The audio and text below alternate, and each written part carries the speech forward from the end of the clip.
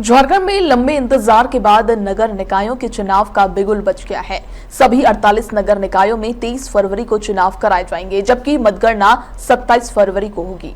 मुख्य निर्वाचन आयुक्त अलका तिवारी ने एक प्रेस कॉन्फ्रेंस में चुनाव कार्यक्रम का ऐलान किया। चुनाव कार्यक्रम की घोषणा के साथ ही आज से राज्य के सभी 48 नगर निकाय क्षेत्रों में आदर्श आचार संहिता लागू कर दी गई है। नगर निकाय चुनाव की प्रक्रिया 4 फरवरी 2026 से शुरू होगी।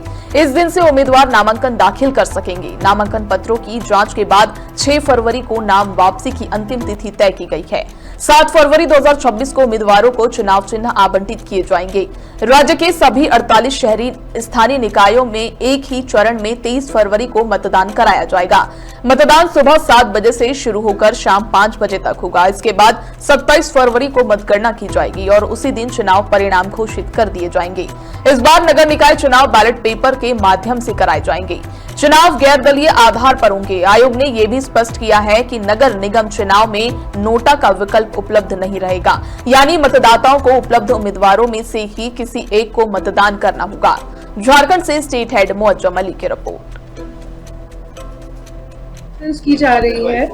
ये नगर पालिका आम निर्वाचन 2026 हेतु निर्वाचन कार्यक्रम के संबंध में की जा रही है।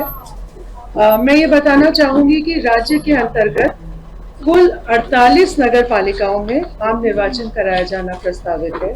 जनवरी 2026 को जिला निर्वाचन पदाधिकारी जो संबंधित नगर पालिका से संबंधित है, वो प्रपत्र 5 में निर्वाचन की सूचना प्रकाशित करेंगे। 29/1/2026 से 4/2/2026 तक नाम निर्देशन करने की तिथि है, यानी नॉमिनेशन फाइल करने की तिथि है। इसकी स्क्रूटनी 5 फरवरी 2026 को की जाएगी। नॉमिनेशन वापस लेने की तिथि 6 फरवरी 2026 है। निर्वाचन प्रतीक आवंटन की तिथि 7 फरवरी है। सिंबल अलॉटमेंट 7 फरवरी को किया जाएगा। और अगर निर्विरोध निर्वाचन नहीं होता है तो मतदान की तिथि 23 फरवरी 2026 होगी और मतदान की अवधि होगी प्रातः 7 बजे से अपराह्न 5 बजे तक। मतगणना की तिथि 27 फरवरी 2026 को होगी। तो ये पूरी प्रक्रिया 28 जनवरी 2026 से प्रारंभ होकर 27 फरवरी 2026 तक समाप्त हो जाएगी।